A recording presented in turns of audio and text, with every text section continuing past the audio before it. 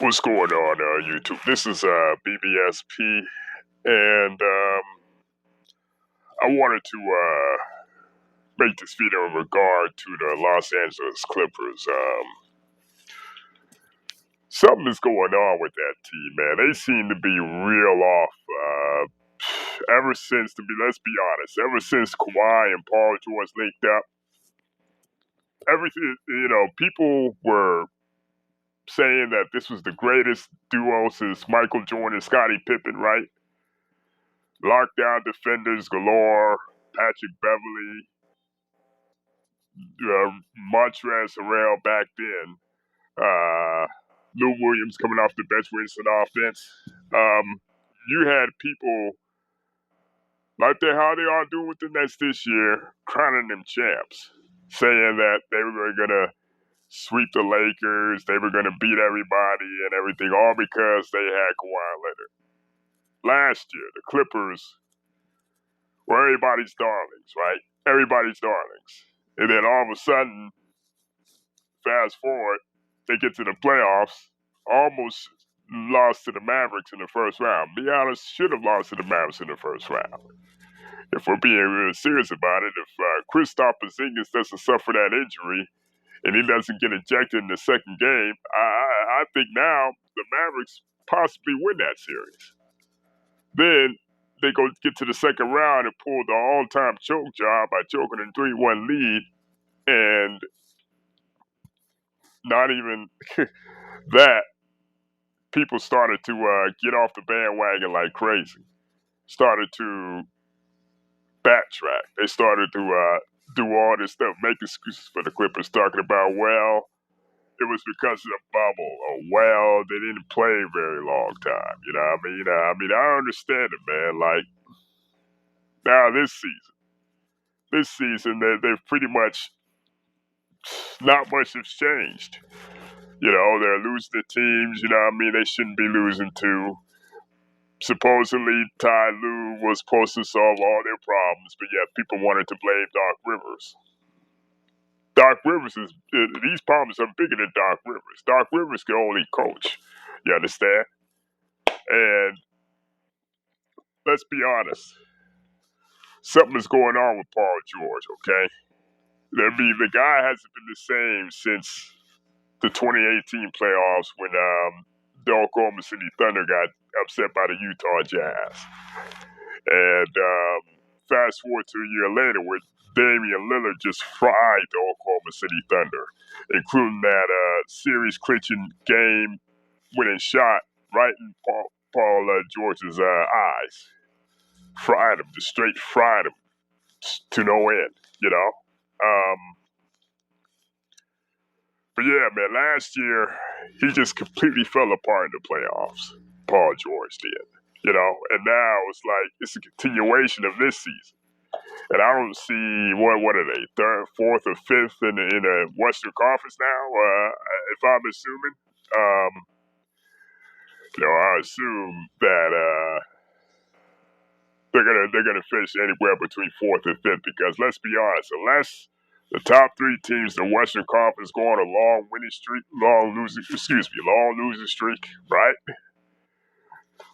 I don't see the Clippers being no more than fourth, which means they're gonna have to play either the Nuggets, the Mavericks, or the Blazers. And to be honest with you, I wouldn't be surprised if this year they lose in the first round, you know? And Kawhi Leonard, something's going on with him. I mean, I don't know. He's starting to decline. He's really hasn't been putting up stellar numbers. You know what I mean? He's been okay, right? But his play lately has been very pretty much been on a decline. You know, from the time they started to the time now, they've been his play has been declining. You know, and even last year, even with low management, he was still kind of subpar, up and down, very inconsistent. You know, and this year it's worse. He said, no more going to be no more low management. Though I think the load management is bigger than what actually is going on. You know, I mean, I think that level we saw in 2019 with the Toronto Raptors, I think that was his climax. That was his peak. And slowly but surely, I think because of the injuries, because of the games he's played, he's starting to decline. You know, he's really starting to decline. I don't know what's going on with Kawhi, but his play since he's been with the Clippers has been, the word I'm trying to use here is very lackadaisical, very, very inconsistent, very subpar. Well, he'll have games he'll go off for like maybe 30 plus points, and then another game he'll score 21. He might score 22, 21, 23, but they don't come effortlessly as they used to. See, in Toronto, we was in Toronto, everything came effortlessly. I don't know if it's because of the scheme, because of the way the offense runs, but his play, his impact has pretty much been falling off ever since he went to the Clippers one time. And that's another thing. Where's all this criticism for the Clippers now? Where are all these so-called fans that were riding with the Clippers? You know what I mean, last year the Clippers were supposed to be the team that put the Los Angeles Lakers in their place. Where all the so-called LA Clippers fans where they were saying Kawhi was the best thing since since sliced bread, since Michael Jordan and Paul George will be Scottie Pippen 2.0. Oh yeah, that's right. All of you dick rides turned into Nets fans. All of you dick rides have turned into Nets fans, you know? Y'all jump from one bandwagon to the next, and we all know why, you know?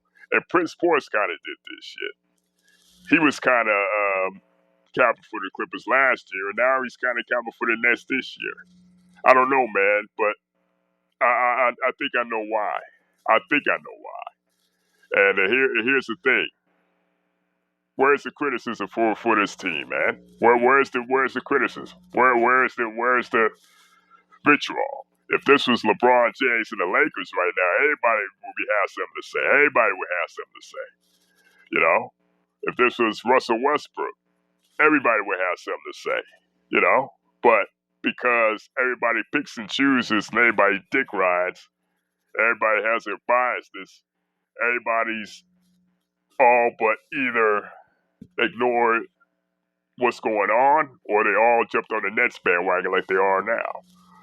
And if the Nets don't, in the case the Nets don't win the championships, the same excuses you hear for the Clippers last year, you're going to hear for the Nets this year.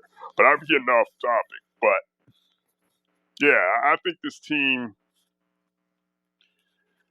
they should have traded for a point guard, to be honest with you, man, to facilitate the offense. Because it's clear as day that neither Kawhi nor Paul George can run the offense. They try to run the offense, but yet it takes them out of their game. And then when it comes to games that are close in crunch time, close in a close game coming down the stretch, they lose their roles. You know, they should have gotten a point guard who could run the offense. And the trading deadline is coming up, and I don't hear no type of names linked to the Clippers.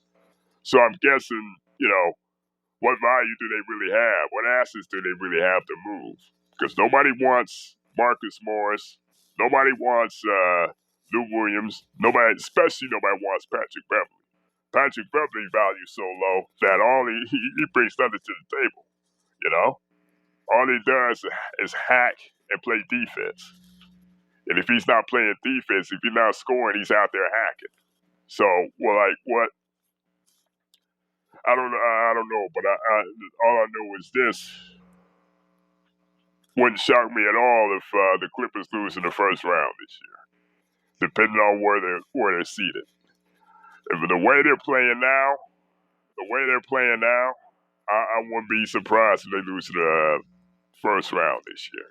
But yeah, everybody's gonna brush that under the rug because everybody's all but thrown the Clippers to the wayside.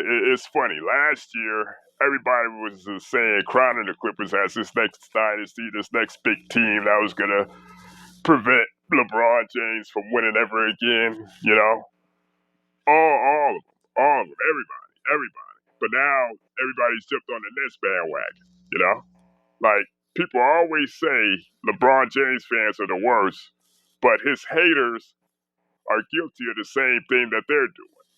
That people who are fans of LeBron James are so-called doing. They root for any other team. They find any team that's a threat that could perceive to be a threat and knock off LeBron James and jump on their bandwagon. But now everybody's done jumped off the Clippers bandwagon. You don't hear the criticism anymore from them. They get criticism, but not to the vitriol that they should be getting. You know, because this was supposed to be the team that supposed to be winning with Kawhi Leonard and Paul George. And, you know, but there's no evidence of that to suggest they're going to be winning anytime soon. But tell me what y'all think.